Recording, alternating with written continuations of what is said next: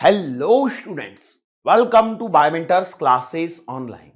Today we are going to discuss numerical from the chapter electromagnetic induction. So start करते हैं with the very first question.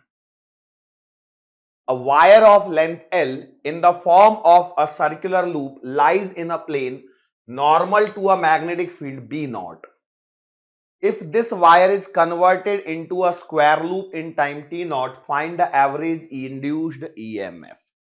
तो average induced EMF की हम बात करने वाले हैं यहां पर।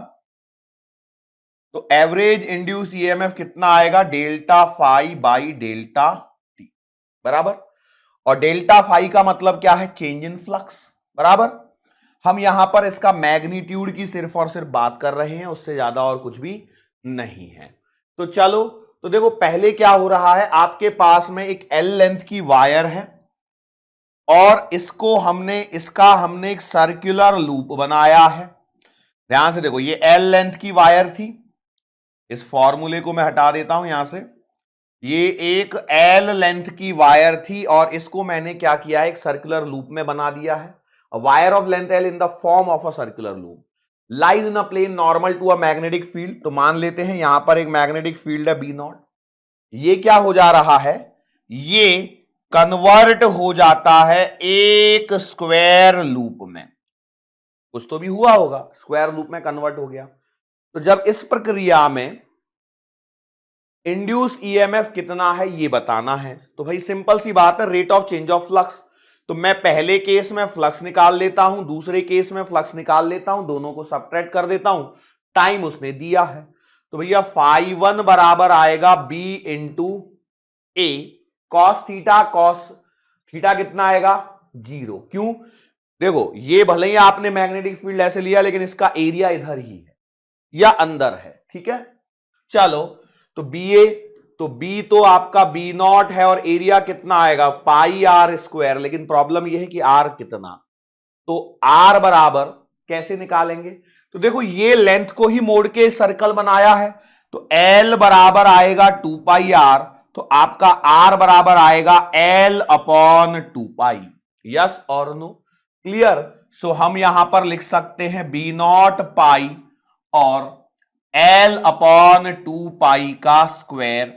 सो यहां पर फाई वन जो मिल रहा है, एक पाई कट जाएगा, तो ये आएगा B naught L square upon 4 pi. ये हमें पहले केस में फ्लक्स मिलेगा।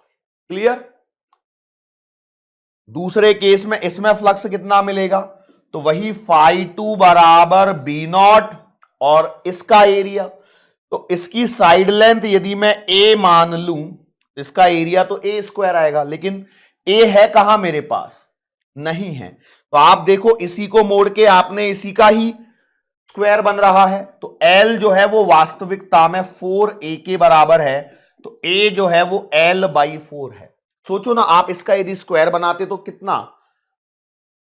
4 साइड से ये 4a बराबर एल, तो ये आएगा कितना? एल बाई 4 का होल स्क्वायर। मतलब ये आ रहा है B naught L square by 4। So आपसे क्या पूछा गया? Average induce EMF. तो ई बराबर आएगा phi two minus phi one upon T. तो आप लिखोगे B naught L square by 4 minus B naught L square by 4 pi whole divided by T naught. Clear? इसको मैं सॉल्व कर लेता हूं, तो हमारे पास में देखिए B naught L square upon 4 T naught common आ जाएगा, ब्रैकेट में बचेगा 1 माइनस 1 अपॉन पाई। ये हमारा आंसर आएगा। क्लियर? आराम से कर सकते थे, ऐसे सवाल बनाए जा सकते हैं। यहां पर मैंने एल दिया है, हो सकता है एग्जामिनर कोई डेटा ले ले, लाइक कि बोल दे कि 16 सेंटीमीटर वगैरह, ऐसा कुछ भी यहां पर दे सकता है। ठीक है, चलो आगे बढ़ जाओ। A coil of area 500 centimeter square having 1000 turns is held perpendicular to a uniform magnetic field of 0.4 Gauss. The coil is turned through 180 degree in 1/10 second. Calculate average induced EMF. पहला ही कॉन्सेप्ट चल रहा है average induce EMF का। तो हम यहां पर क्या बोलेंगे, इसमें नंबर ऑफ टर्न्स और दे रखे हैं, तो हम क्या बोलेंगे कि इंड्यूस ईएमएफ वही आपका φ2 माइनस φ1 अपॉन टी। टाइम उसने दिया है क्या, यस दिया हुआ है। तो हम पहले केस में यदि बात करेंगे तो देखो ये लग जाएगा अभी एन बी ए कॉस थीटा। थीटा बराबर हम पहले मान लेते हैं 0 डिग्री। भाई सर ऐसे कैसे मान लेते हैं, तो देखो मैंने माना ये कॉइल है और यहां पर ये आपका मैग्नेटिक फील्ड है, तो इसका एरिया वेक्टर जो आएगा वो उसकी डायरेक्शन इसकी डायरेक्शन सेम रहेगी, तो थीटा 0 रहेगा। तो φ1 बराबर नंबर ऑफ टर्न्स है आपके 1000, मैग्नेटिक फील्ड कितना दिया गया है 0.4 गॉस, तो गॉस को हमको आपको टेस्ला में बदलना पड़ेगा। एरिया कितना दिया गया है 500 और सेंटीमीटर स्क्वायर मतलब 10 टू द पावर -4 cos 0। अगली बार जब आप φ2 की बात करोगे तो φ2 जो आएगा सेम 1000, मैग्नेटिक फील्ड उतना ही है, एरिया उतना ही है, लेकिन इस बार देखो जब आप इसको चेंज करोगे तो इस बार जो आपका एरिया आएगा वो एरिया वेक्टर ऐसा रहेगा, जबकि मैग्नेटिक फील्ड ऐसा ही रहेगा। तो दोनों के बीच का एंगल अभी 180 डिग्री हो जाएगा, तो ये आंसर नेगेटिव आएगा। ठीक है, मैंने यहां पर नेगेटिव साइन बनाया हुआ है, φ2 बराबर माइनस। क्लियर। तो एक बात बताओ, आपसे तो इंड्यूस ईएमएफ पूछा है जो कि ये आएगा, तो मैं कितना निकाल लूं बताओ, E बराबर φ2 माइनस φ1 या φ1 माइनस φ2 कर लो, तो ये 2 टाइम्स आ जाएगा। 2 into 1000 into 0.4 into 10 to the power -4 into 500 into 10 to the power -4। ठीक है, तो E बराबर देखो जरा कितना आएगा, तो यहां पर यदि मैं देखता हूं तो देखो 3 जीरो से 3 जीरो कैंसिल कर लो, -1 बचेगा। 5000 इंटू 2000 करोगे तो यहां से भी -1 बचेगा, तो यहां पर देखो 0.4 आ रहा है, तो 4 into 10 to the power -3 volt आ जाएगा।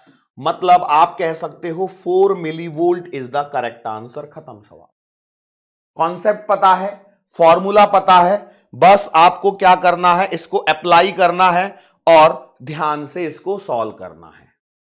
यस और नो, कोई दिक्कत वाली बात तो नहीं है ना, कुछ छूटा तो नहीं है, बस मुझे ये और देखना है, क्योंकि कहीं जल्दबाजी में ये ना हो जाए कि हम पता लगा कि हम किसी चीज को यहां पर छोड़ के आ गए।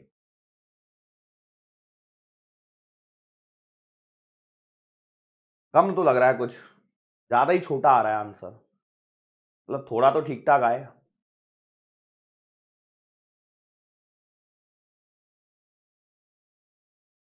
टाइम,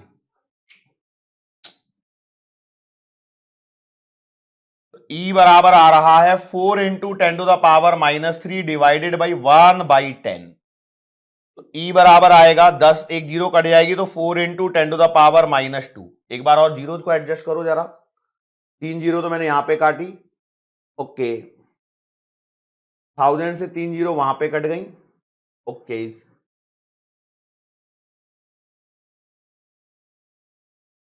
500 इंटू 2000 करेगा तो 3 जीरो ही कटेंगी, सही बात है, ओके। तो E बराबर मेरे पास में जो आंसर आ रहा है वो आ रहा है 0.04 वोल्ट। एक जीरो का फर्क पड़ गया, लेकिन एक जीरो का फर्क भी आपके आंसर को विचलित कर सकता है, इसको आपको ध्यान रखना है। ये कहां से आया है पता है ना, गॉस को टेस्ला में कन्वर्ट करते हैं तो 1 गॉस बराबर कितना आता है 10 टू द पावर -4 टेस्ला, वो पता होना चाहिए बस। ठीक है, तो ये यहां पर चल रहा है।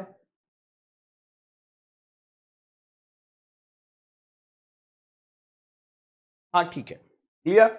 आप एक बार क्रॉस चेक जरूर कर लेना बेटा सवालों को, कहीं ऐसा तो नहीं ना कि मैंने कहीं चेंज करते समय कुछ ऐसा लिख लिया हो डेटा जो गलत की ओर चला जाए, इसलिए मैं बोल रहा हूं, बाकी कुछ नहीं है। The magnetic flux passing through a metal ring varies with time T according to phi बराबर 6 TQ minus 18 T² where T is in second. The resistance of the ring is 3 ohm. Determine the maximum current induced in the ring during the interval from T बराबर 0 to T बराबर 2 second. तो एक बात बताओ, current के बारे में बात कर रहा है, तो करंट तो आता है आपका E/R से, रेजिस्टेंस उसने दिया है, तो ईएमएफ कैसे आता है? तो ईएमएफ आपको मिलता है dy बाई dt से। मॉड ले लो भाई, यस और नो। चलो, तो हम यदि मॉड ना लेंगे तो माइनस आएगा, इससे ज्यादा और कोई फर्क नहीं पड़ेगा। चलो माइनस लेके कर लो, तो आप इंड्यूस ईएमएफ जो निकालोगे वो तो आएगा 18 माइनस 18t² माइनस 36t। तो E बराबर आएगा 36t माइनस का 18t²। क्लियर? ये तो आ गया इंड्यूस ईएमएफ। तो हम यदि करंट निकालेंगे तो I बराबर तो E बाई आर आएगा, मतलब हमें क्या करना है, 3 से डिवाइड कर देना है। तो करंट कितना आएगा? तो करंट की इक्वेशन आ जाएगी आपके पास में 12t माइनस, मैंने क्या किया, हाँ 6t²। ठीक है, ये आपके पास में क्या मिल रही है? This is the equation of current. Yes और नो? अब आपसे बोला क्या गया है,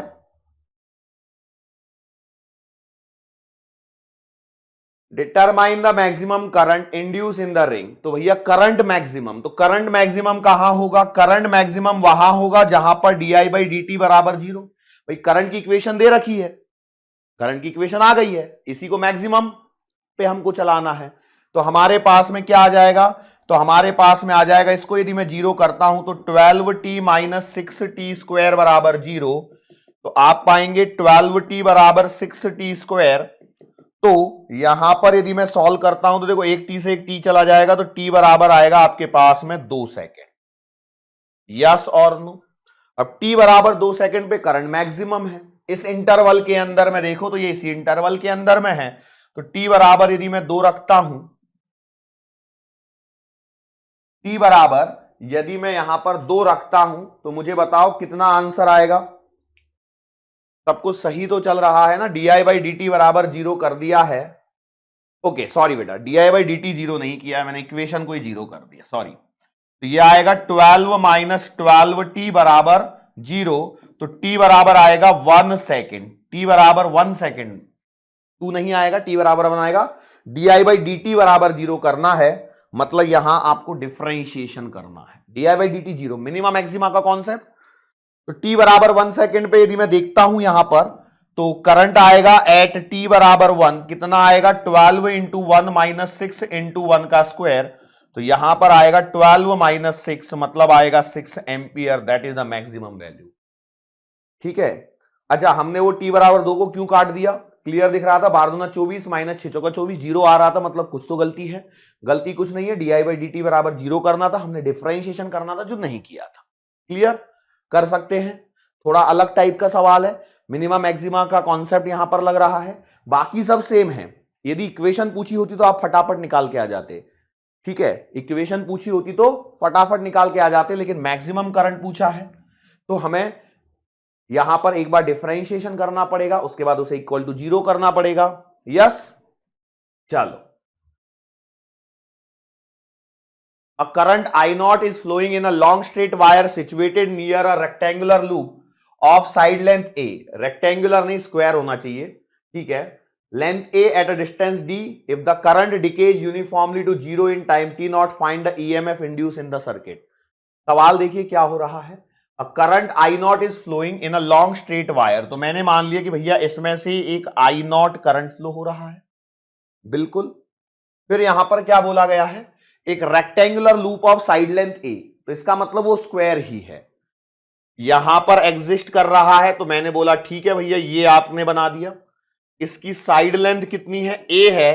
तो देखो रेक्टेंगुलर को भी हम स्क्वायर ही मानेंगे। क्यों मानेंगे? क्योंकि उसने एक ही साइड दे रखी है, इसका मतलब दोनों साइड्स उसकी ए है, चारों साइड्स उसकी ए है, मतलब वो स्क्वायर है।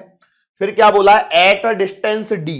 तो डिस्टेंस डी मतलब यहां से ये वाली दूरी। सर कुछ बोला नहीं है तो हम तो सेंटर लेंगे ना। एक्चुअली क्या होता है ऐसे सवालों में, जब यहां पर ये जो सवाल बनते हैं उसमें हम मोस्टली वन एंड की ही दूरी लेते हैं। ठीक है, वन एंड की ही दूरी लेते हैं, क्योंकि यहां से ही ये रेक्टेंगुलर लूप चालू हो गया, तो यही डिस्टेंस यहां पर कंसीडर करी जाती है। फिर सवाल में क्या बोला? If the current decays uniformly to 0 in time t naught, find the EMF induce in the circuit. थोड़ा सा हटके सवाल है, सोचो कि हमें इसमें क्या करना होगा। सोचो कि हमें यहां पर क्या करना होगा। तो हम क्या कहेंगे कि यदि ईएमएफ इंड्यूस हो रहा है तो मेरे दिमाग में तो एक ही बात चलेगी, वो क्या होगी, d phi by D t induce EMF. अच्छा, फाई को मैं क्या लिखता हूं, तो फाई को मैं लिखता हूं बी इंटू ए। यदि मैं एरिया की बात करता हूं तो एरिया तो कांस्टेंट है, ए स्क्वायर है लूप का एरिया। तो बी क्या है, तो यहां पर हम देख रहे हैं कि बी जो है, यहां पर बी की वैल्यू आएगी कितनी, mu naught I upon 2 pi D, जबकि यहां पर मैग्नेटिक फील्ड की वैल्यू आएगी mu naught I upon A plus का डी, ए प्लस का डी। तो मैग्नेटिक फील्ड यहां पर कांस्टेंट नहीं है, मतलब हम इसे लिखेंगे A DB by D T. Yes और नो, क्या ये वाली पॉइंट आपको समझ में आया? सोचो, यस और नो। तो मैंने बोला भैया ठीक है, मान लेते हैं इस बात को, तो इसमें कोई दिक्कत वाली बात नहीं है। तो हम क्या कहते हैं, हम यहां पर थोड़ा सा एक्स्ट्रा कॉन्सेप्ट लगाएंगे। हमने क्या कहा कि देखो भाई, ये मैग्नेटिक फील्ड सब जगह है, ये मैं मान लेता हूं, और ये सारी बातें भी हम मान लेते हैं, बराबर। लेकिन हम जो सबसे पहले बात करते हैं वो है कि हमें ये जो फ्लक्स निकालना है इस पर फोकस करना, और उससे पहले मैग्नेटिक फील्ड पर फोकस करना है।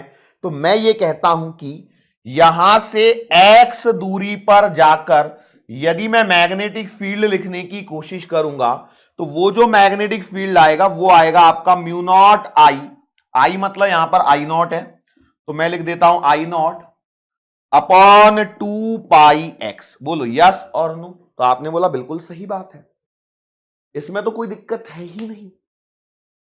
लेकिन यहां जो परेशानी हो रही है वो क्या हो रही है कि मैग्नेटिक फील्ड कांस्टेंट नहीं है, मैग्नेटिक फील्ड कांस्टेंट नहीं है। और चूंकि मैग्नेटिक फील्ड यहां पर कांस्टेंट नहीं है, तो उसी के बेसिस पर हमको यहां पर फ्लक्स को भी क्या करना पड़ेगा, सॉल्व करना पड़ेगा। तो हम यहां पर क्या देखते हैं कि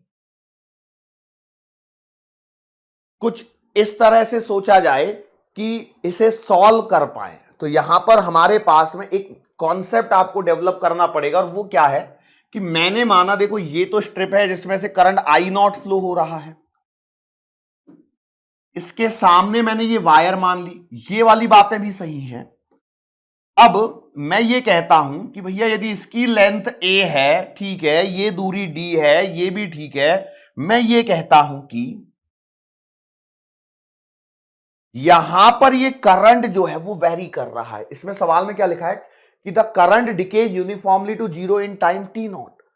तो इसका मतलब यह है कि मैग्नेटिक फील्ड चेंज हो रहा है। तो मैं यहां पर क्या कहता हूं कि आपसे x दूरी पर जाकर के मैं एक dx लेंथ की क्या मान लेता हूं, स्ट्रिप मान लेता हूं। इससे क्या हो जाएगा, इससे होगा यह कि मैं एक फ्लक्स निकालूंगा जो क्या होगा, b डॉट da के बराबर होगा, ये छोटा सा फ्लक्स, और फिर मैं टोटल फ्लक्स यहां से निकाल पाऊंगा, और एक बार टोटल फ्लक्स निकल जाएगा तो फिर मैं ईएमएफ यहां पर निकाल पाऊंगा, क्योंकि जो ईएमएफ है वो यहीं से मिलेगा। अब d phi by D t से यदि आप डायरेक्ट डिफरेंशिएशन करने जाओगे तो फिर फंस रही है गाड़ी। क्यों? क्योंकि डीवी बाई डी टी यहां एक्स आ रहा है, यहां टाइम का रिलेशन है, मैं क्या करूं, फंस रहा हूं। और टाइम उसने क्या बोला, 0 से टी नॉट। तो कुछ चीजें हमें यहां पर अपने दिमाग से एक्स्ट्रा में सोचनी पड़ेंगी। तो मैंने बोला कि भाई जो भी फ्लक्स होगा वो आएगा integration B dot d A, that is integration mu naught I naught upon 2 pi x into इस स्ट्रिप का एरिया। तो स्ट्रिप का एरिया आएगा A dot d x. Clear? लेकिन ये इंटीग्रेशन कहां से कहां तक करना है, जहां तक ये आपकी स्ट्रिप वेरी कर रही है यहां से लेकर के यहां तक। तो स्ट्रिप वेरी कर रही है इस कैरिंग कंडक्टर से डी से लेकर के ए प्लस डी तक, तो आप लिखोगे डी से लेकर के डी प्लस ए तक। क्लियर? ये सवाल बड़ा ही आसान हो जाता यदि ये डी दिया है और ये भी डी दे दे, दिया नहीं है, जाहिर सी बात है। ओके चलो, तो अभी आपके पास में फ्लक्स आएगा कितना, mu naught I naught A common, mu naught I naught a upon 2 pi common, integration 1 upon x D x, और डी से लेकर के डी प्लस ए तक की लिमिट। सॉल्व करेंगे 1/x का इंटीग्रेशन कितना आता है ln x, तो फाई बराबर mu naught I naught a upon 2 पाई और ये आएगा ln x, लिमिट आएगी d से लेकर के a प्लस डी तक की। तो यहां पर मेरे पास में फ्लक्स आ चुका है mu naught I naught a upon 2 पाई और upper limit minus lower limit, तो ln a plus D minus ln d, yes और नो। अब एक लॉग की प्रॉपर्टी लगा दीजिए, log m minus log n बराबर log m अपॉन n। तो हमारे पास में जो फ्लक्स मिलेगा वो मिलेगा mu naught I naught a upon 2 pi ln a plus D upon A, sorry a है कि d है, d सॉरी,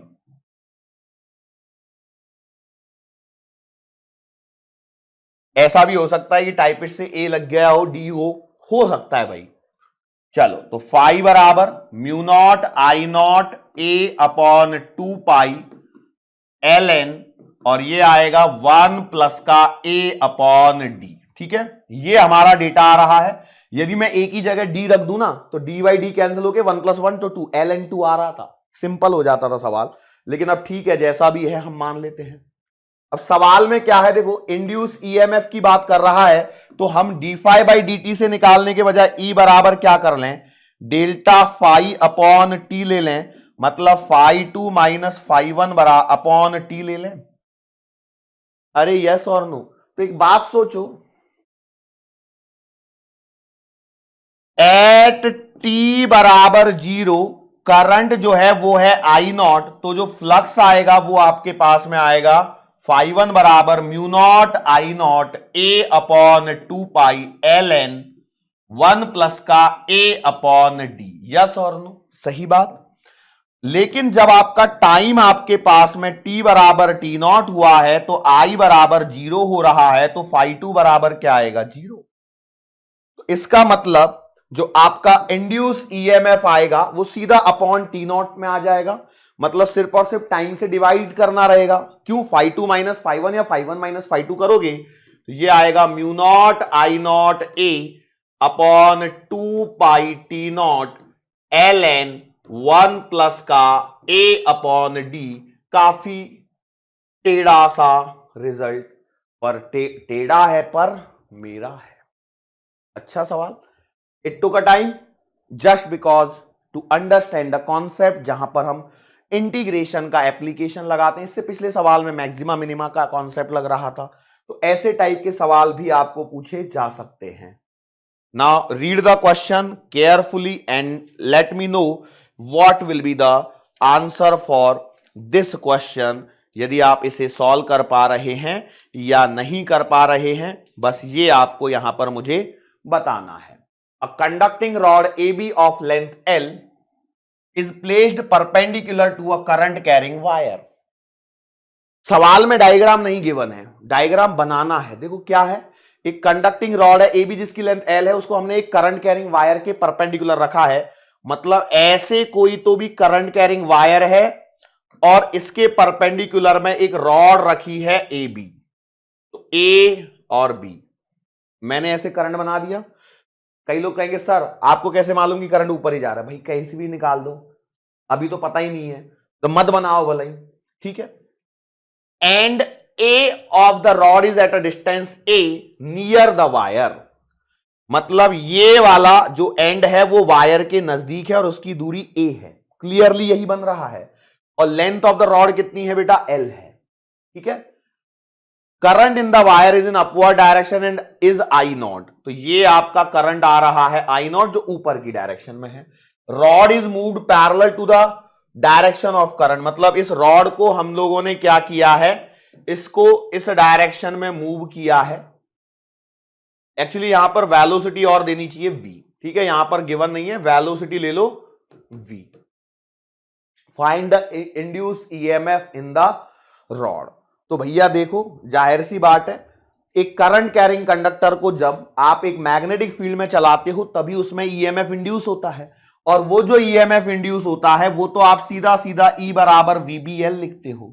लेकिन क्या यहां पर ऐसे होगा, सोचो, बिल्कुल हाई अच्छे लेवल का सवाल। क्योंकि यहां पर मैग्नेटिक फील्ड कांस्टेंट है ही नहीं। देखो यहां पर मैग्नेटिक फील्ड इस जगह पर जो आएगा वो आएगा mu naught I naught upon 2 pi A, और इस वाली पोजीशन पर मैग्नेटिक फील्ड आएगा mu naught I naught upon 2 pi A plus का एल।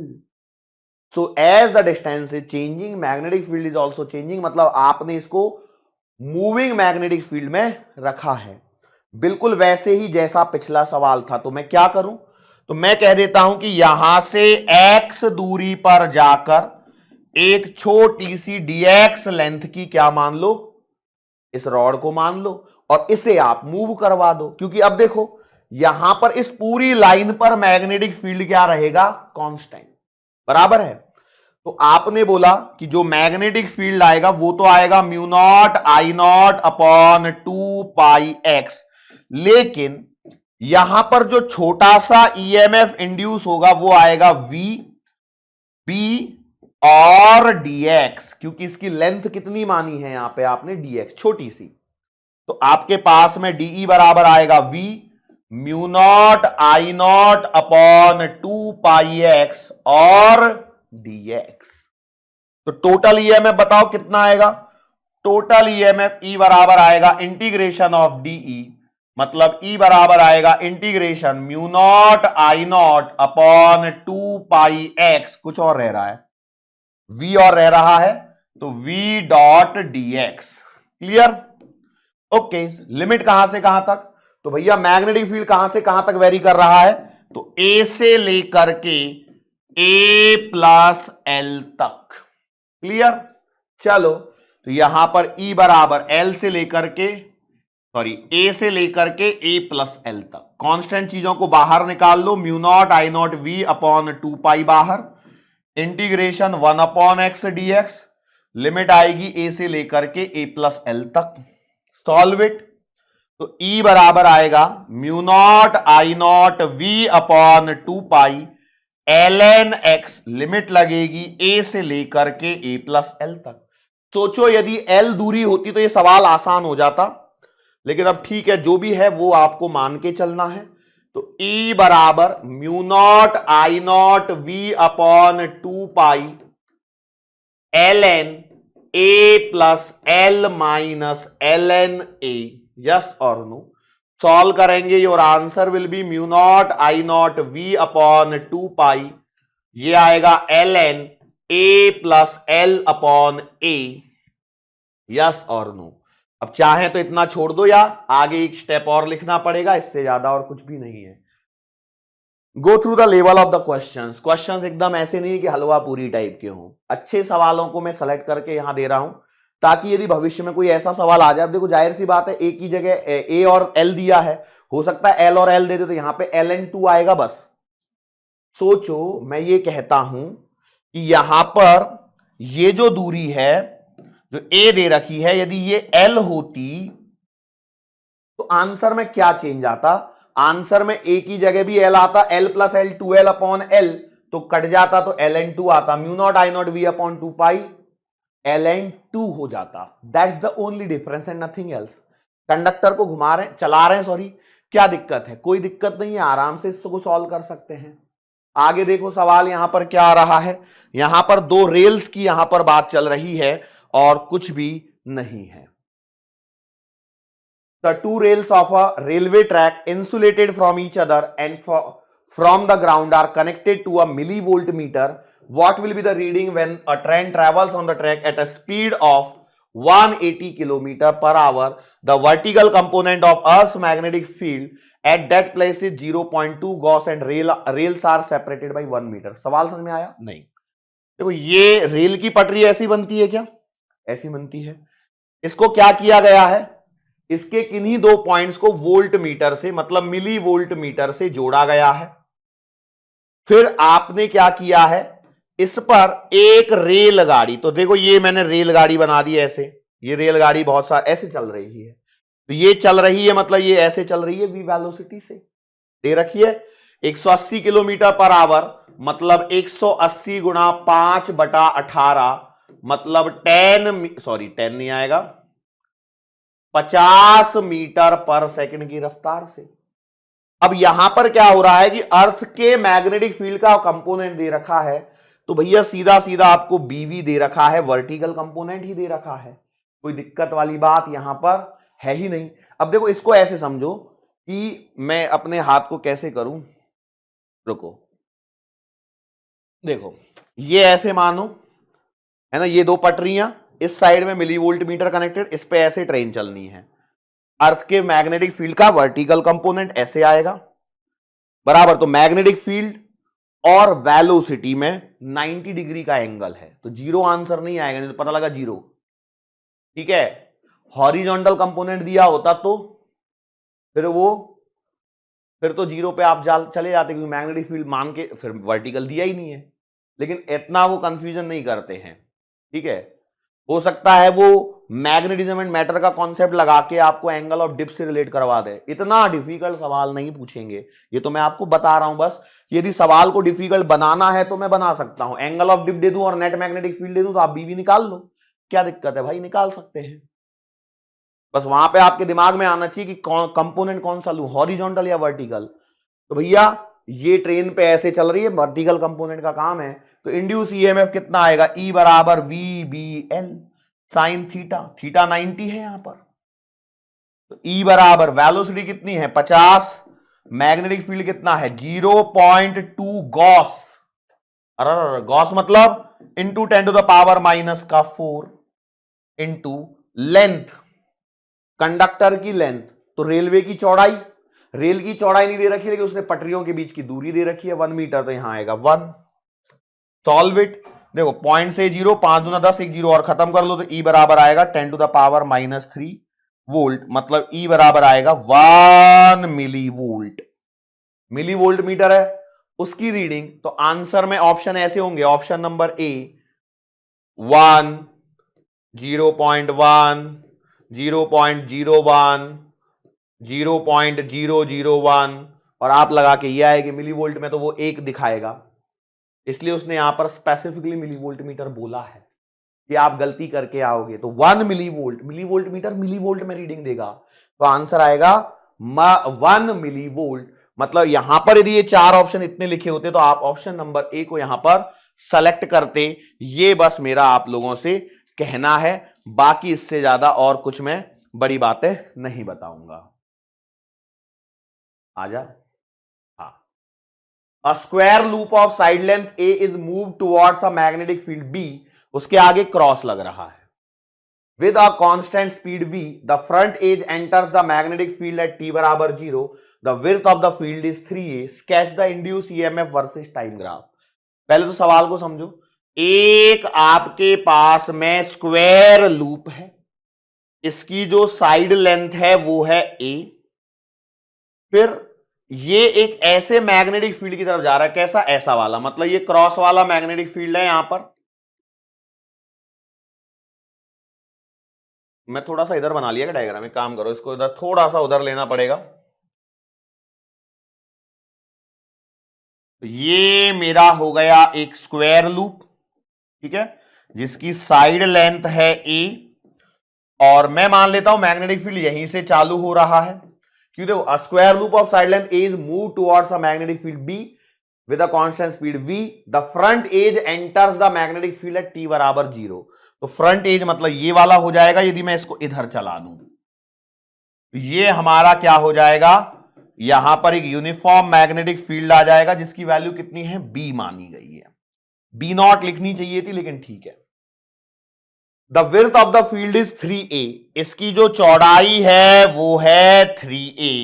सवाल पूछा गया sketch induce EMF versus time graph.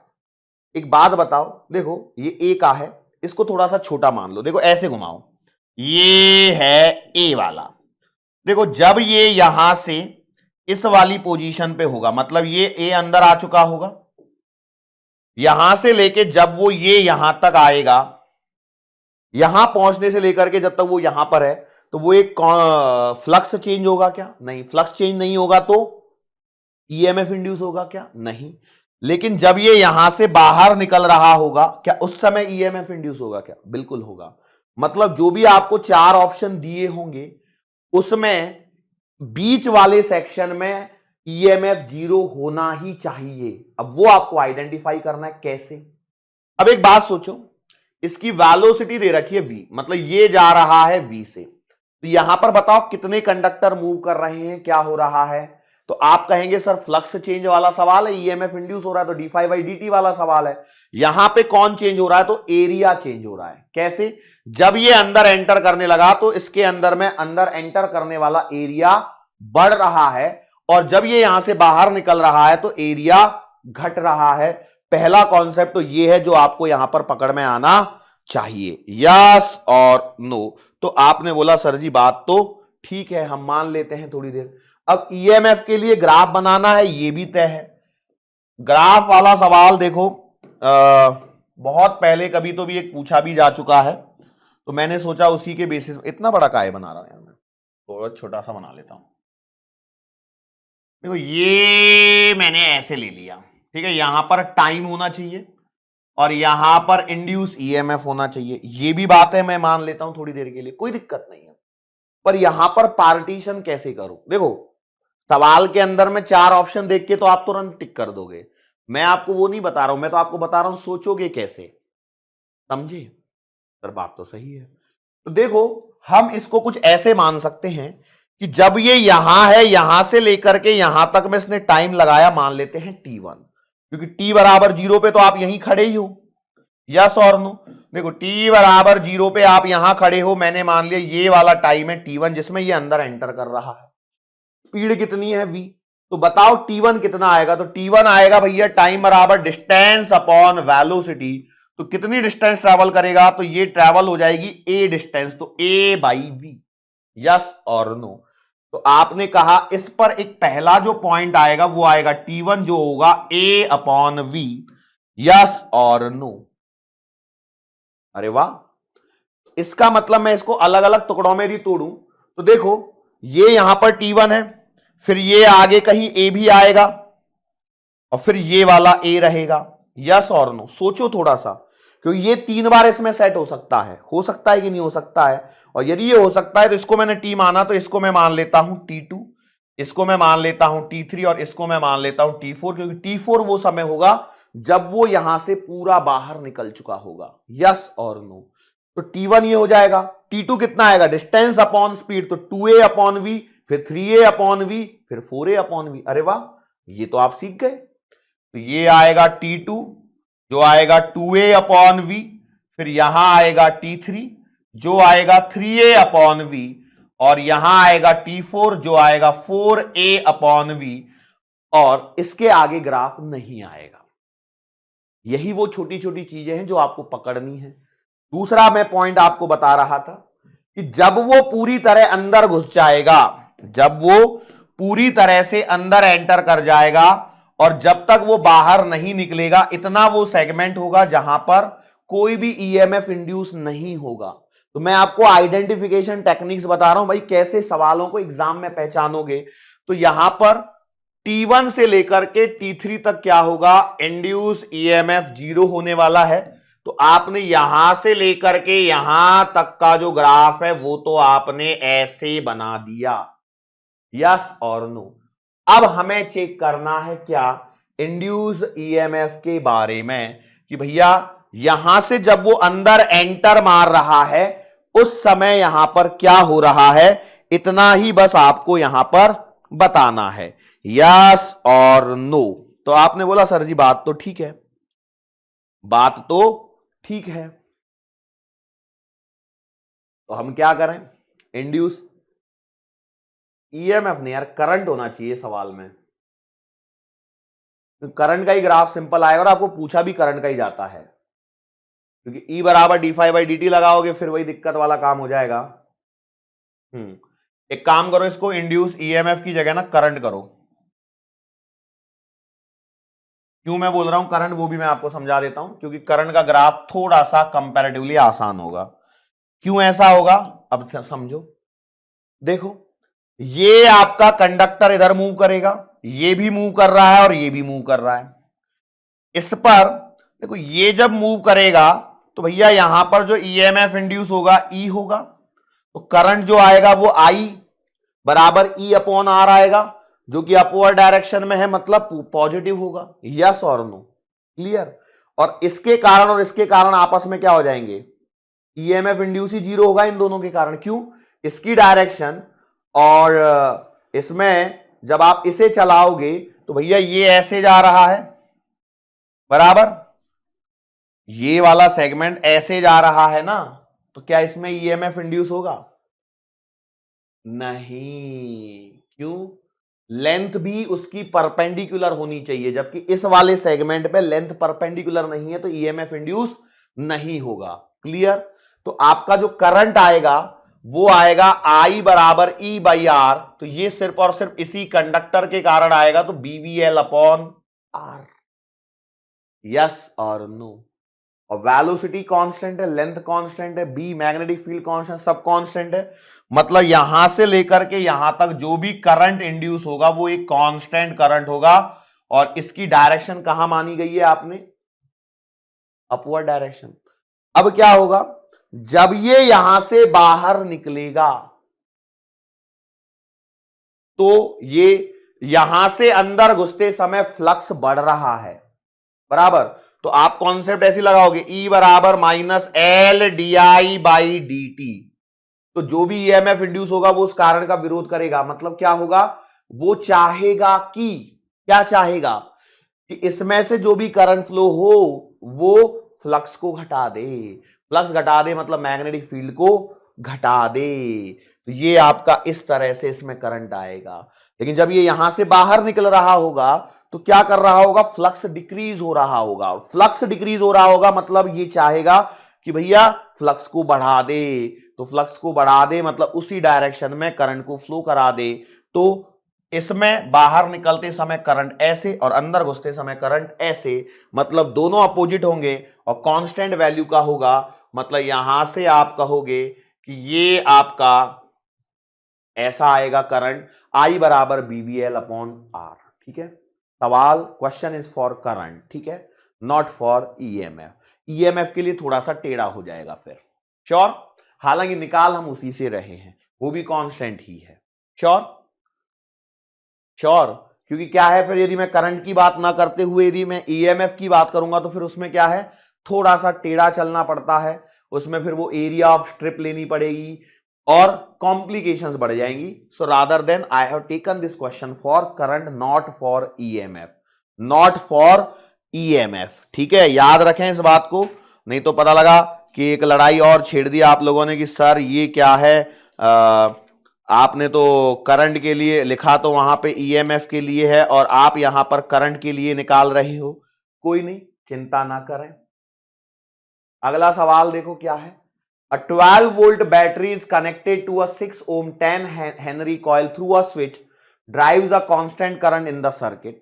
The switch is suddenly opened. Assuming that it took 1 millisecond to open the switch, calculate the average EMF induced across the coil. तो पहले सोचो क्या हो रहा है। आपके पास में 12 वोल्ट की बैटरी है, एक रजिस्टर है और कॉइल है।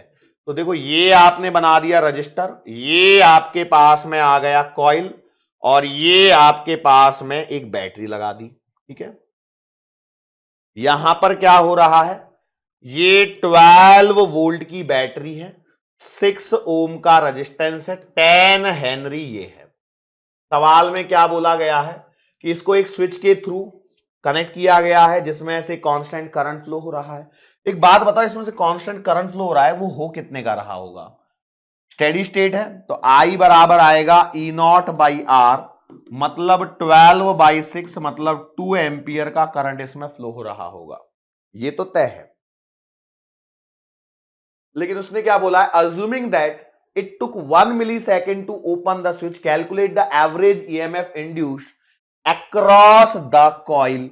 ये जो कॉइल है इसके अंदर में आपको बताना है कि कितना ईएमएफ इंड्यूस होगा और हम किस प्रकार से यहां पर करेंगे।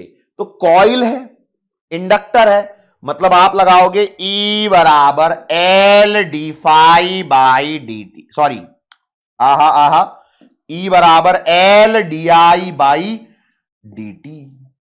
Yes, okay. तो देखो करंट को जीरो होने में 1 मिली सेकेंड लगा है, तो हम क्या कहते हैं, E बराबर L कितना है 10 हेनरी, DI बाई dt तो 2 एंपियर से 0 हुआ है 2 माइनस 0, टाइम लगा है 1 मिली सेकेंड का। इसको सॉल्व कर लेते हैं तो देखो ये ऊपर चला जाएगा तो E बराबर आएगा 2 into 10 to the power 4 volt, खत्म। E बराबर कितना आएगा 2 into 10 to the power 4 volt will be the induced EMF across the coil. Inductor का प्यारा सवाल। अब सोचो यहां पर हमने ये क्यों नहीं लगाया E बराबर d phi by D t, तो भैया कॉइल दे रखी है, इंडक्टर है, उसका formula L d I by D t है। फ्लक्स कब लेते हैं, जब उसका कुछ रेडियस वगैरह डायमेंशंस वगैरह देते हैं। यहां पर हेनरी में दे रखा है, मतलब वो इंडक्टर है बेटा। ये तो हमें सोचना पड़ेगा ना, ऐसे थोड़ी कि हर बार एक ही तरह का फॉर्मूला लगा के चलते रहोगे नहीं। ई बराबर d phi by D t इतनी देर से कर ही रहे थे। यहां पर क्या आएगा, इंडक्टर है ये भाई। सवाल में पढ़ो ना, रेजिस्टेंस और इंडक्टर। कॉइल मतलब हर बार वही नहीं मानना है कि कॉइल है मतलब लो लगा दी कॉइल, ठीक है, सोचना भी पड़ता है, ठीक है। चलो आगे बढ़ते हैं सोचते हुए। हाँ, calculate the self inductance of a coil of 100 turns if a current of 2 ampere gives rise to a magnetic flux of 50 microweber through the coil. Also calculate the magnetic energy stored in the medium surrounding the coil for the above value of current. तो magnetic energy store पूछी है और क्या पूछा है, self inductance पूछा है। तो मैग्नेटिक एनर्जी तो आप बोलोगे हाफ LI स्क्वायर वाला फॉर्मूला, करंट दिया है, इंडक्टेंस पता हो, और सेल्फ इंडक्टेंस उसने वैसे ही पूछ लिया है। तो बताओ सेल्फ इंडक्टेंस और मैग्नेटिक फ्लक्स, इंडक्टेंस और मैग्नेटिक फ्लक्स का रिलेशन कहां से आता है, तो ये आपको मिलता है N फाई बराबर LI। लेकिन यहां पर हमेशा एक बात का ध्यान रखना होता है कि फ्लक्स कितना दे रखा है। यहां दे रखा है 50 माइक्रोवेबर का फ्लक्स थ्रू द कॉइल लिखा है, मतलब पूरा कंसीडर हो चुका है ये। आप लिखोगे इसे 50 इंटू 10 टू द पावर -6 बराबर L इंटू करंट कितना है 2 एम्पियर, तो आप लिखोगे L बराबर आएगा 25 माइक्रो हेनरी।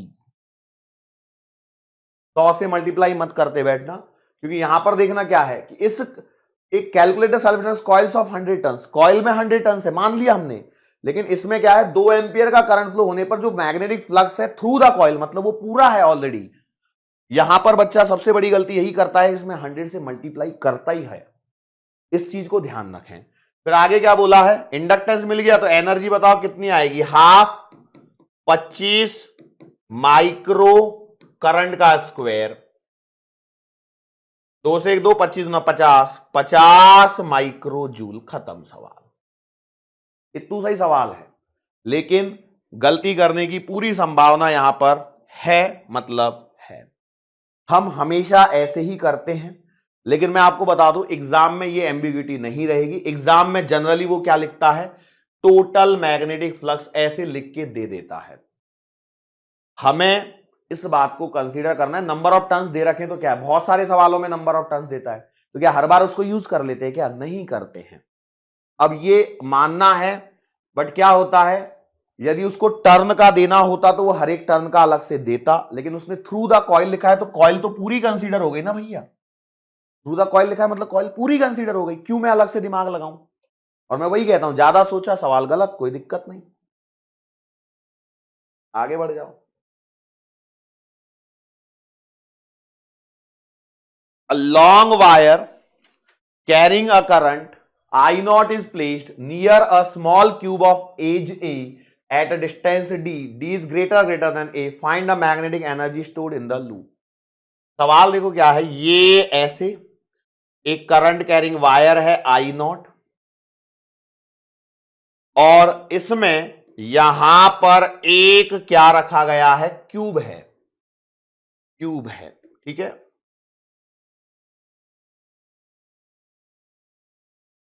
ये क्यूब है, इसकी लेंथ कितनी है A, और इसकी जो दूरी है वो D है, मतलब ये क्यूब बहुत ही छोटा सा है। क्या बोला गया है, find the magnetic energy stored in the loop. तो मैग्नेटिक एनर्जी तो भैया U बराबर हाफ LI स्क्वायर लगाऊं क्या, गलत हो जाएगा भाई। इंडक्टेंस जो आप लिखते हो वो कॉइल जैसे स्ट्रक्चर्स के लिए लिखते हो, क्यूब के लिए इंडक्टेंस लिखा है क्या आपने? नहीं सर, लेकिन रेजिस्टेंस तो आपने लिखना सिखाया है, तो क्या रेजिस्टेंस जैसे कोई इंडक्टेंस के लिए फॉर्मूला नहीं है? कहां सीखा बता, हमने तो नहीं सीखा। हमने क्या सीखा है? रिंग टाइप के स्ट्रक्चर सीखे हैं। यहां एक अलग कॉन्सेप्ट चलता है, इसको मैं यहां पर इस सवाल को यही कंसीडर करवा रहा हूं। उसके पीछे रीजन सुनो।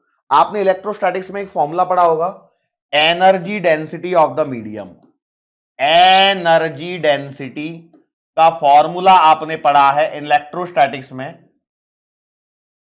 जो होती है एनर्जी पर यूनिट वॉल्यूम। जो क्या होती है? एनर्जी पर यूनिट वॉल्यूम, और वो होती है half epsilon not E square. याद है क्या किसी को? ये इलेक्ट्रोस्टैटिक्स में है ये फॉर्मूला। तो यहां से यदि मैं बात करूं तो इट इंप्लाइज टोटल एनर्जी की यदि मैं बात करूं तो वो आती है, कितनी आती है? Energy density into volume. ठीक है, उसके जैसा ही यहां पर एक फॉर्मूला आता है, इसीलिए मैं यहां पर करवा रहा हूं। मैग्नेटिक एनर्जी डेंसिटी या magnetic energy per unit volume जो आती है बिल्कुल इसी की तरह, ये आती है B square upon 2 mu naught. ये रिलेशन आप इलेक्ट्रोमैग्नेटिक वेव्स में भी समझते हैं।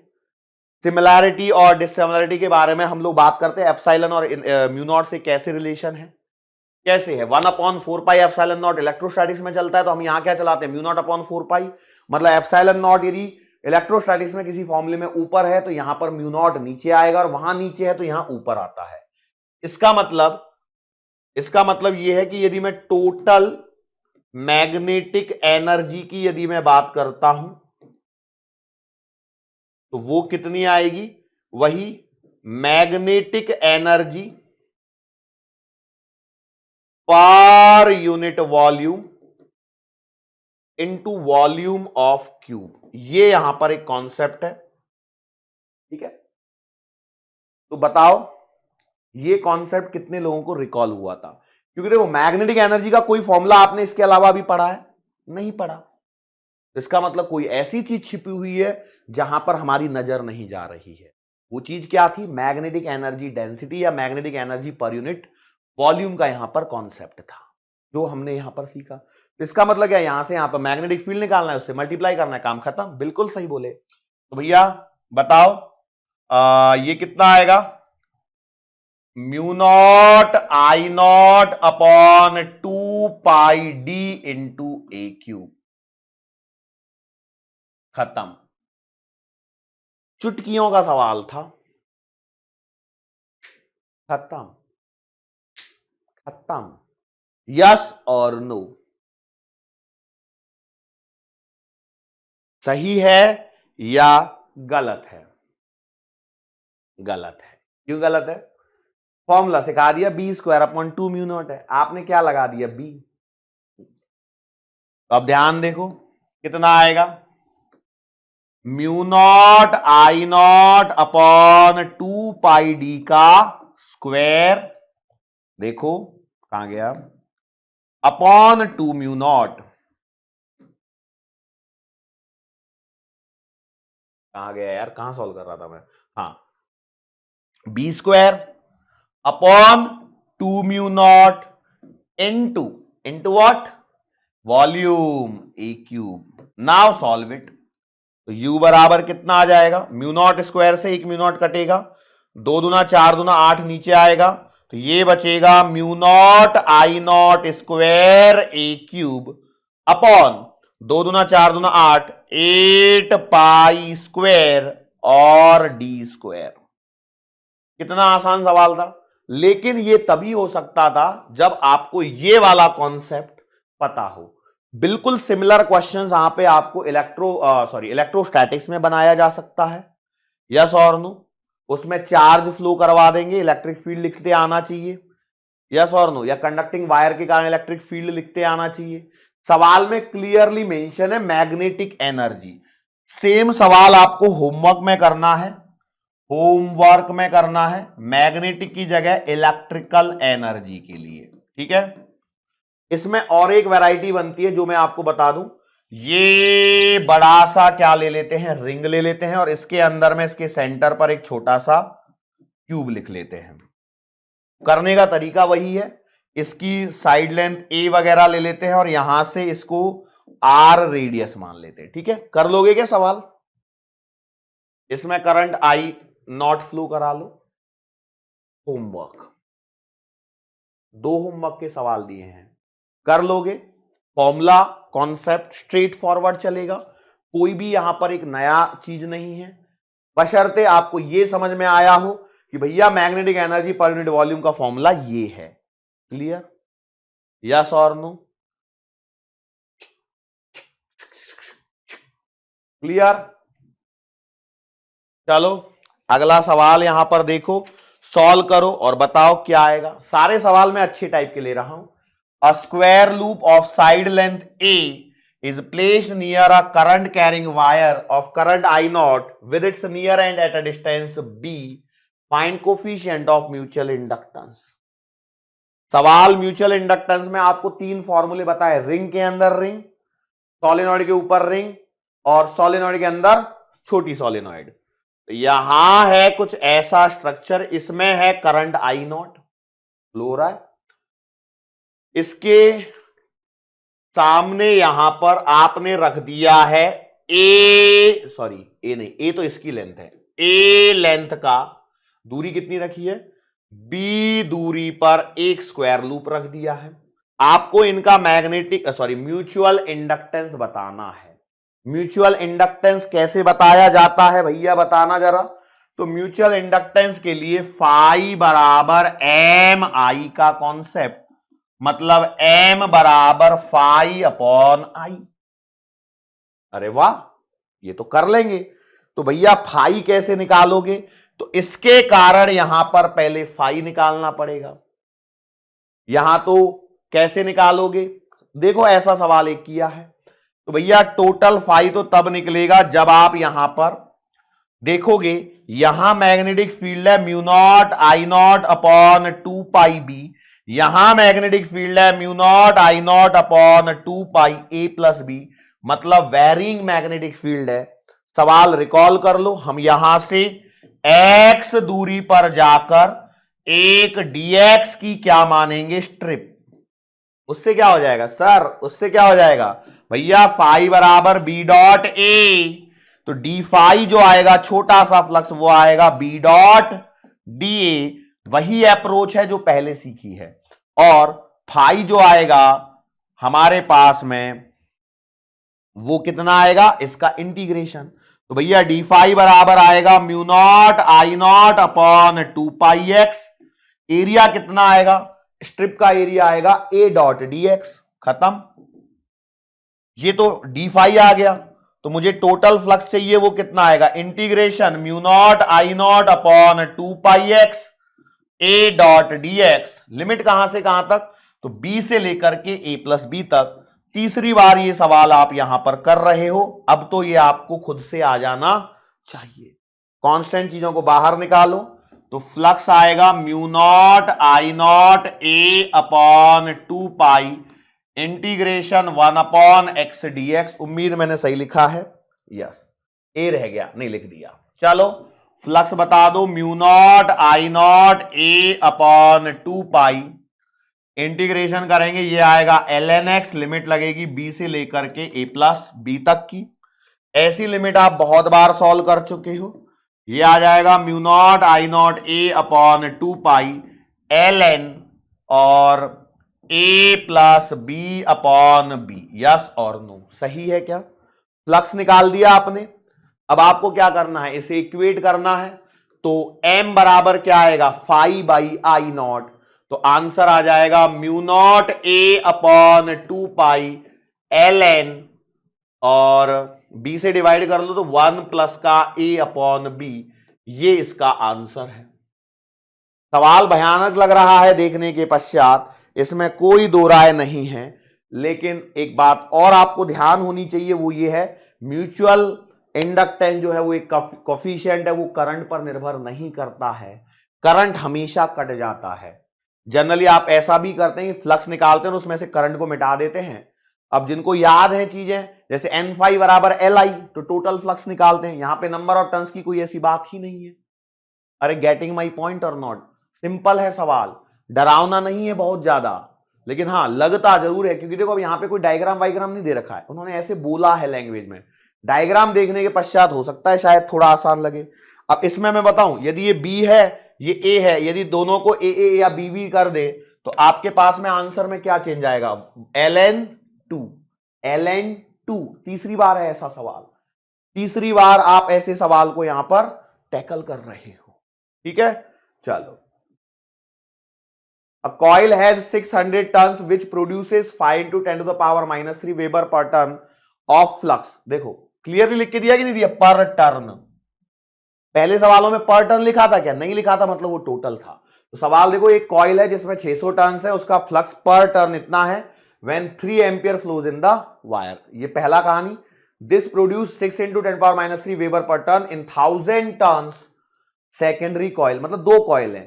When a switch is opened, the current drops to 0 in 0.2 second. Find the mutual inductance, induced EMF in secondary, the self inductance of each coil. यहां पर कहानी समझो, देखो तीन सवाल हैं।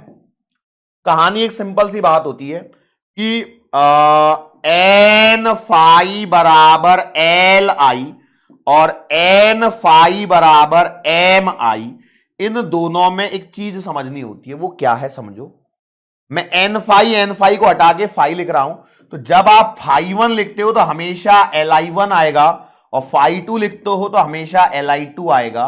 लेकिन जब आप फाई 1 लिखते हो और M लिखते हो तो MI2 होता है, और जब आप फाई 2 लिखते हो और M लिख देते हो तो I1 हो जाएगा। इस चीज को बस समझ लो, क्योंकि म्यूचुअल में क्या होता है? दूसरे के कारण देखना होता है, और सेल्फ में क्या होता है? खुद का देखना होता है। सेल्फ इंडक्टेंस खुद का खुद देखो, म्यूचुअल इंडक्टेंस पड़ोसी को परेशान करो। क्लियर? तो यहां से देखो आप, तो 5 जो आएगा वो आएगा 500 into 5 into 10 to the power -3। Yes और नो? सही है क्या? देखो, सॉरी 500 नहीं, 600 इंटू दिस, और I1 कितना है? 3 एम्पियर। तो मुझे बताओ, मैं यहां से L1 निकाल सकता हूं क्या? L1 कितना आएगा? 5 अपॉन I1। तो भैया 3 से डिवाइड कर दो, ये आएगा 200 गुणा 5 गुणा 10 की घात -3। 5 में 10, 3 जीरो कट जाएंगी, तो ये आएगा 1 हेनरी। लो भैया, पहला सवाल डन डनाडन डन। 4 है इसमें। चलो आगे आ जाओ। फाई 2 बराबर, देखो दूसरी कॉइल में 1000 टर्न है और इसका प्लस फ्लक्स इतना है, तो आपने लिख दिया 1000 into 6 into 10 to the power -3, और इसमें करंट कितना है? I2। I2 तो दिया ही नहीं है। अरा रा रा रा, अब क्या करें? रुको जरा, रुको, देखते हैं, कुछ ना कुछ तो होगा हमारे पास। अच्छा, लेकिन एक बात बताओ, इसको यदि मैं सॉल्व करता हूं तो मैं एक काम कर सकता हूं क्या? देखो क्या, फाई 2 बराबर क्या मैं 6 हेनरी लिख सकता हूं? बिल्कुल लिख सकता हूं, बिल्कुल लिख सकता हूं, कोई दिक्कत वाली बात नहीं है। अब हम एक काम कर लेते हैं, फाई 1 बराबर MI2 ले लेता हूं, और फाई 2 बराबर MI1 ले लेता हूं। इससे मेरा बहुत सारा काम हो जाएगा। कैसे हो जाएगा? देखो फाई 2 आपको मालूम है 6 है, M आपको निकालना है, और I1 आप देखिए यहां पर 3 है, तो यहां से आप देखेंगे M बराबर आएगा 2 हेनरी। यस और नो? और जैसे ही ये मुझे मिलेगा, तो M2 मिलते ही मैं क्या कर सकता हूं? मैंने कोई गलती तो नहीं करी ना? नहीं। M मिलते ही मैं यहां चला जाता हूं, तो फाई 1 बराबर MI2। तो फाई 1 कितना था मेरे पास में? ये पूरा डेटा था, तो मैंने लिख दिया 600 into 5 into 10 to the power -3 बराबर M है 2, और I2 आपको निकालना है। बताओ I2 कितना आएगा? 6 पंजे 30, जीरो खत्म, 3/2 मतलब 1.5 हेनरी, सॉरी एम्पियर। मिल गया करंट। और अब यहां से मैं क्या कर सकता हूं? बताओ, फाई टू बराबर L I two, phi two आपको मालूम है 6, एल आपको निकालना है और आई टू मालूम है 1.5, तो एल बराबर आएगा 4 हेनरी। हो गए चारों सवाल हो गए क्या? देखो एल वन बराबर कितना आया है 1 हेनरी, एल टू बराबर कितना आया है 4 हेनरी, और एम बराबर कितना आया है 2 हेनरी। वैसे एक बात बताओ, L1 और L2 पता है तो M बराबर तो आप डायरेक्टली निकाल सकते थे L1 L2 से। तो देखो मतलब आपने मेहनत करी है, सोचो, बशर्ते इस चीज को ध्यान रख लो भैया, म्यूचुअल इंडक्टेंस दो के लिए सेम होता है, यहां पर 1 और 2 लिख दो भाई, नहीं तो गड़बड़ी हो जाएगी। फाई वन बराबर L1 I1, फाई टू बराबर L2 I2, क्योंकि खुद का है। लेकिन जब आप फाई वन लिख रहे हो और M लिख रहे हो तो म्यूचुअल इंडक्टेंस यदि आप लिख रहे हो तो फाई वन के साथ में करंट 2 का कंसीडर किया जाता है और फाई टू के साथ में करंट 1 का कंसीडर किया जाता है। ये कहानी आपको पता होनी चाहिए, बस ये कहानी पता है, सवाल में कोई दिक्कत नहीं है। ये नॉर्मल कॉन्सेप्ट है, हम जो लगाते हैं जनरली। यस और नो बोलो भैया, सवाल कैसा था? कितने सवाल कराए मैंने इसके अंदर में? बहुत सारी चीजें। ये समझ में आया? फाई वन और आई वन दिया है, L1 निकाल दिया, फिर हमने आगे बढ़े, फाई टू दिया है, ठीक है, आई टू नहीं दिया है, फिर मैं आगे बढ़ा, थोड़ा सा दिमाग लगाना पड़ा, क्योंकि मैं यहां पर फाई टू बराबर यदि एल आई टू लिखने जाता हूं तो एल भी नहीं है और आई टू भी नहीं है, तो क्या करूं मैं? तो मैंने थोड़ा सा दिमाग लगाया, फाई वन बराबर एम आई टू लिख दिया। तो यहां से देखा फाई वन है, एम नहीं है, तो मैंने फाई टू बराबर एम आई टू लगा दिया, फाई टू है, आई वन है, तो एम मिल गया। तो दिमाग आपको सवालों में देख के लगाना पड़ेगा। अब ऐसे थोड़ी कि आप रट के चले जाओगे हर एक सवाल को, कुछ ना कुछ चीजें तो वहां पे जाके भी करनी पड़ेंगी, वही हम कर रहे हैं। नेक्स्ट क्वेश्चन को रीड करो जरा, और क्या दिया गया है इसको जरा मुझे बताओ, क्या ये सवाल करने लायक है या नहीं है, फटाफट से। A solenoid of resistance 50 ohm, inductance 80 henry, connected to a 200 volt battery.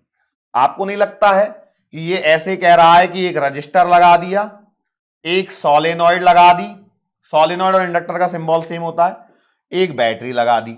मैंने बोला वेरी गुड, रेजिस्टेंस है 50 ओम का, ये है 80 हेनरी की, बैटरी है 200 वोल्ट की। सवाल को पढ़ो और बताओ, how long will it take for the current to reach 50%, क्या बोला गया है 50% of its final equilibrium value, calculate the maximum energy stored। दो सवाल है, तो भैया बताओ क्या आएगा? करंट का आरएल सर्किट है, 50% पहुंचना है, आई बराबर आएगा I naught 1 minus E to the power minus T upon tau, और टाउ क्या आएगा एल बाई आर, टाउ क्या आएगा L by R, time constant कहते हैं इसे। तो आई बराबर I naught 1 minus E to the power minus R T upon L. I कितना पहुंचना है बेटा जी आपको? तो आपको पहुंचना है, how long will it take for the current to reach 50%, 50% पहुंचना है, तो ये आएगा आई नॉट बाई टू, 50% मतलब आधा, यह आएगा I naught 1 minus E to the power minus R कितना है 50 गुणा टी आपको निकालना है, और एल आपको 80 दिया गया है। क्लियर? चलो कुछ कैंसलेशन करते हैं, आई नॉट से आई नॉट कटेगा, ये 1/2 बराबर 1 माइनस आएगा, 1 माइनस 1/2 इधर करेंगे। आप ऐसा करोगे 1 बराबर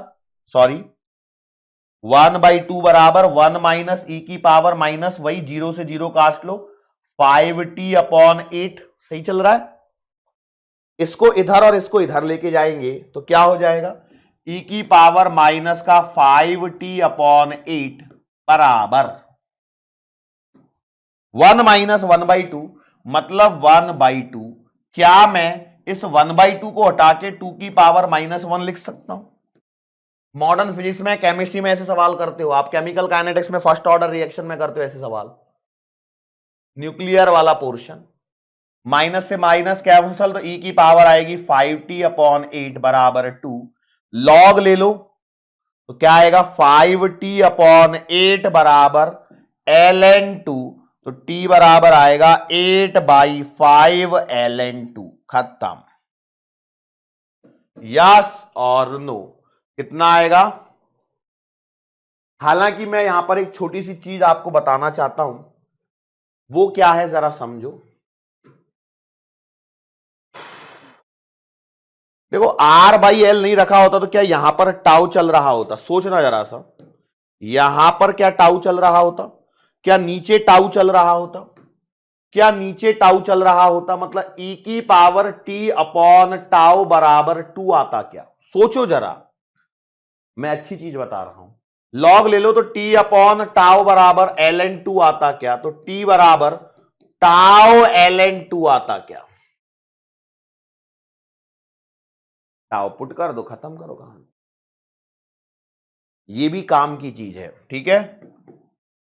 डायरेक्ट रिजल्ट याद रख सकते हो आरएल सर्किट के लिए, हाफ में पहुंचने के लिए tau ln2, tau l by R निकालो, ln2 से मल्टीप्लाई कर दो, काम की चीज है।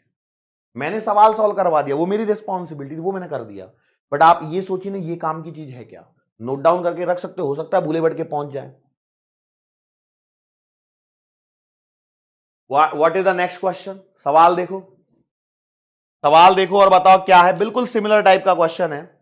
A coil of resistance 20 ohm and inductance this switch to a DC 200 volt supply, find the steady state current। अरे सवाल देखो वही है, रजिस्टर है, एक इंडक्टर है, और इसे हमने एक बैटरी से कनेक्ट किया। वही है बेटा आरएल सर्किट का सवाल।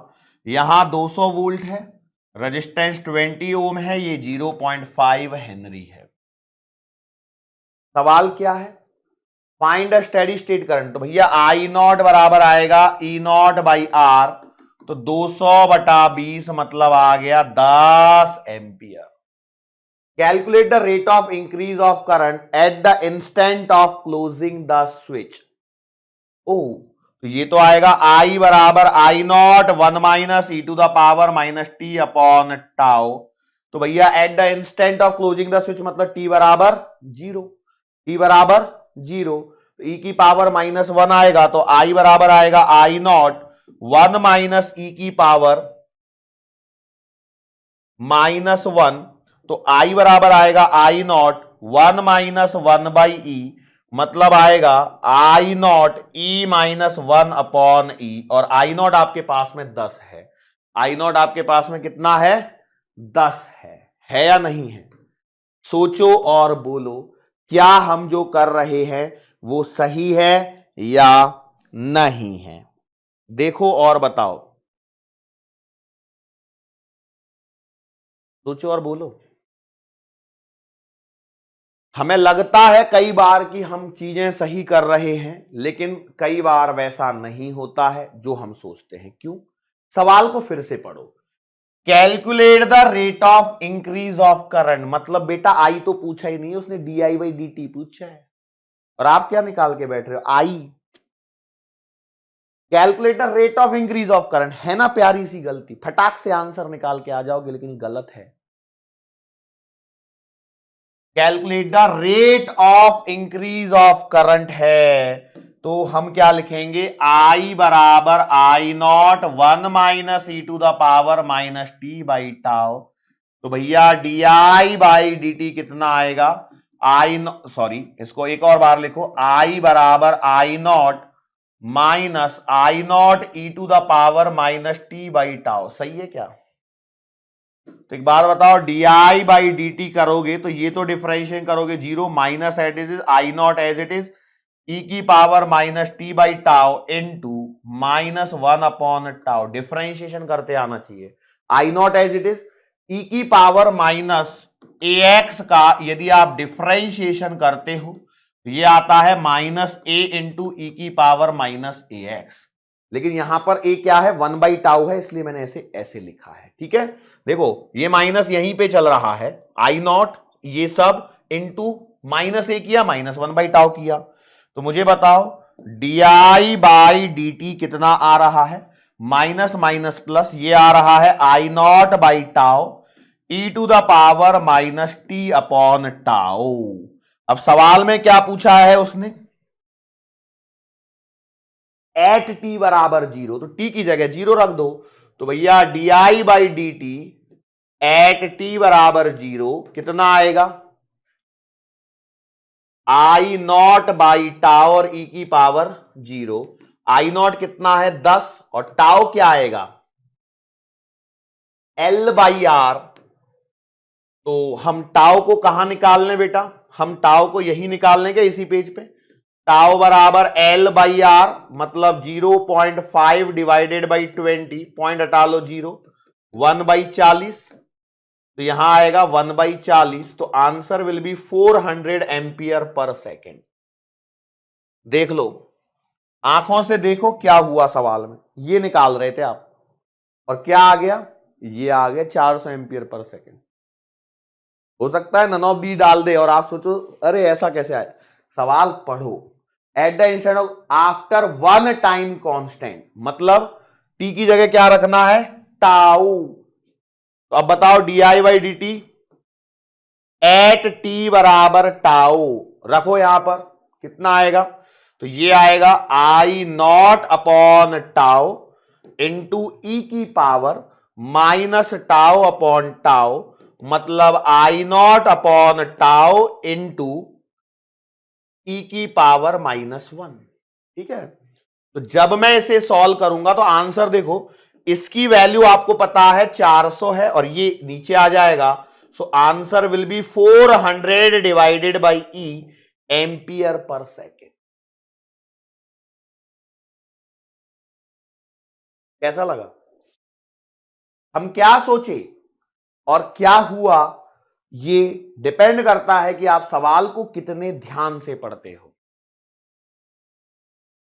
Calculate the rate of increase of current, हमारा ध्यान भी नहीं जाएगा rate of increase of current पे, हमारा ध्यान वही जाएगा कि कहां eight the instant of closing off switch, मतलब जहां पे स्विच को क्लोज किया जा रहा है, मतलब टी बराबर 0 पे हम लोग करंट निकाल के आ जाएंगे और पता लगेगा कि वो तो सब कुछ क्या है गलत है। लो भैया, प्यारा सा सवाल है, सवाल को देखो और आप करंट इलेक्ट्रिसिटी के अपने कॉन्सेप्ट्स को क्या करो एक बार रिकॉल करो, इसलिए ये सवाल यहां पर दिया गया है। सवाल क्या है देख लो भाई पहले, if the switch is close at t time t बराबर 0 find the current through the inductor as a function of time, ये आपको यहां पर बताना है। ठीक है, देखो यहां पर एक कॉन्सेप्ट चल रहा है, ये बैटरी इंटरनल रेजिस्टेंस, ये फिर से बैटरी, ये इंटरनल रेजिस्टेंस, और इसे आप एक एक्सटर्नल रेजिस्टेंस की तरह मान लो, मतलब ये है E1, ये है R1, ये है E2, ये है R2 और ये है R।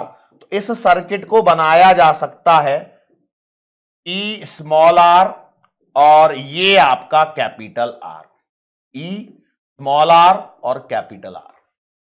पर इसका फॉर्मूला पता होना चाहिए, क्या E का फॉर्मूला आएगा E1 अपॉन R1 प्लस का E2 upon R2 upon 1/R1 plus का 1/R2। करंट इलेक्ट्रिसिटी में सीखते हैं ये हम। ठीक है, चलो कॉम्बिनेशन ऑफ सेल्स, तो भैया बताओ क्या आएगा 6E अपॉन 3R, आप लिखोगे 6E अपॉन 3R, E बराबर क्या है 6E अपॉन 3R प्लस का 12E upon 6R whole divided by 1/3R plus का 1/6R।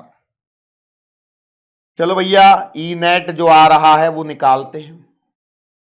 देखो यहां एलसीएम लोगे, पहले ये डिनोमिनेटर का साइन बना लो, यहां बना लो, यहां आएगा 18R, ठीक है, या फिर आप 6R भी ले सकते हो, कोई दिक्कत वाली बात नहीं है। तो ये आएगा 2 प्लस का 1, ऊपर लोगे तो यहां पर भी आएगा 6R, लेकिन ये आएगा 2, 12E प्लस का 1, 12E। कैलकुलेशन करेंगे, ये कटेगा, 2 और 1 3 बनेगा, तो ये आएगा 24E डिवाइडेड बाई 3, मतलब ये आएगा 8E। कितना आ रहा है 8E, मतलब आपके सर्किट में जो बैटरी लगी है वो है 8E की। अच्छा, यहां जो इंटरनल रेजिस्टेंस लग रहा है वो कितने का आएगा बेटा, सर उसके बारे में तो सोचा ही नहीं। कुछ नहीं है भैया, ये दो पैरेलल में 3R और 6R, तो 3 इंटू 6 अपॉन 3 प्लस का 6, 18/9 2R, ये आएगा 2R। और इससे अभी आपने क्या किया है, एक स्विच कनेक्ट किया है और एक इंडक्टर यहां पर दिया है या नहीं, जिसकी वैल्यू L है, और आपको क्या करना है, स्विच को करना है क्लोज एट टाइम t बराबर 0 पर। तो जैसे ही आप स्विच क्लोज करोगे तो आप लिखोगे I बराबर I naught 1 minus E to the power minus T upon tau. यही तो इक्वेशन बनेगी भैया, ये तो हमें पता है। इसको दोबारा काहे डिराइव करना है, बस यहां पर ध्यान क्या रखना है कि जो I नॉट आएगा, जो I नॉट आएगा वो आएगा ई नॉट अपॉन आर। तो यहां कितना आ जाएगा 8e अपॉन 2r, मतलब आएगा 4e बाई आर। फिर टाओ कितना आएगा, ताऊ L बाई आर, मतलब L बाई 2r। ये दो चीजें बस यहां पर आपको अलग से कैलकुलेट करनी है। तो आपका जो इक्वेशन बनेगा देखो कितना बनेगा, I बराबर I not 4e upon are, आपने लिख दिया 4e upon R, bracket 1 minus E to the power minus T upon tau, tau है L अपॉन 2r, तो आप लिख दोगे 2RT अपॉन L। ये बना है बड़ा ही भयंकर सा ऑप्शन, बड़ा ही भयंकर सा option, 4e upon R 1 minus E to the power minus 2RT upon L। इन सवालों की पता है खूबसूरती क्या है, ऑप्शंस नहीं है। ऑप्शंस होते तो फटाक से आप सोचने लग जाते। मैं वही तो चाहता हूं कि आप खुद से सोचो, बिना ऑप्शन देखे कि दिमाग कैसे चलाऊं। वही फिजिक्स की ब्यूटी है। चार ऑप्शन देख के तो आप फटाफट दिमाग लगा लोगे, लेकिन यदि मैं खुद ऑप्शन बनाने बैठ जाऊं ना टाइम लगा के, तो फिर वो नहीं होंगे, फिर आप परेशान हो जाओगे। ठीक है, a very good question. Current electricity को यहां पर मिक्स किया गया है। ये कॉन्सेप्ट नहीं आता है आपको बेटा, ये फॉर्मूला नहीं आता है, तो फिर दिक्कत वाला काम है। इसमें एक और चीज समझ लेना क्या है, प्लस प्लस है एक साइड में है, तो हमने यहां पर प्लस लगाया है। ऊपर में ही खेल होता है, यदि एक की डायरेक्शन बदल दोगे तो ऊपर माइनस आएगा, नीचे प्लस एज इट इज रहता है। नीचे वाले को छेड़ने की आवश्यकता नहीं है, ये फॉर्मूले का ही पूरा खेल है। ठीक है, सो यहां पर ये सारे क्वेश्चन समाप्त होते हैं, और इसी के साथ में आपका ईएमआई का ये न्यूमेरिकल वाला सेक्शन जो कि आपको एक्स्ट्रा स्ट्रोक में मिला होगा, ये भी समाप्त होता है। तो एक्स्ट्रा स्ट्रोक है मतलब सब कुछ एक्स्ट्रा है। क्वेश्चंस का लेवल भी आप देख रहे हैं कि किस प्रकार से है, और मैं इसमें कैसे क्वेश्चंस आपको करवा रहा हूं ताकि कॉन्सेप्ट बिल्डिंग हो एक्स्ट्रा में।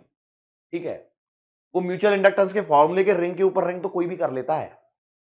सवाल आपने देखा जो थोड़ा सा हटके था, करंट मैक्सिमम थोड़ा हटके सवाल था, जहां पे हमने गलती भी करी थी, आपको तो पता भी है ना, मैंने जीरो निकाल दिया था, टी बराबर 2 निकाल दिया, D I by D T करना था, मैंने वहीं पे इक्वल टू 0 करके कर दिया था। ये चीजें होती है, बस ध्यान रखना, थोड़ा सा ध्यान रखोगे सवाल सही हो जाएगा। क्लियर, करेंगे क्या इसको, बिल्कुल डेफिनेटली कीजिए। इसके बाद में आपका अल्टरनेटिंग करंट और इलेक्ट्रोमैग्नेटिक वेव चैप्टर होगा, जो मैं ही लेने वाला हूं, और उसके पश्चात ऑप्टिक्स वाला सेक्शन वहां पे जावेद सर आएंगे, फिर मॉडर्न फिजिक्स में फिर मैं आऊंगा। ठीक है, sure. So that's it for today. आज के लिए बस इतना ही, मुलाकात फिर से होगी अपनी आने वाले अगले लेक्चर के दरमियान। सो तब तक के लिए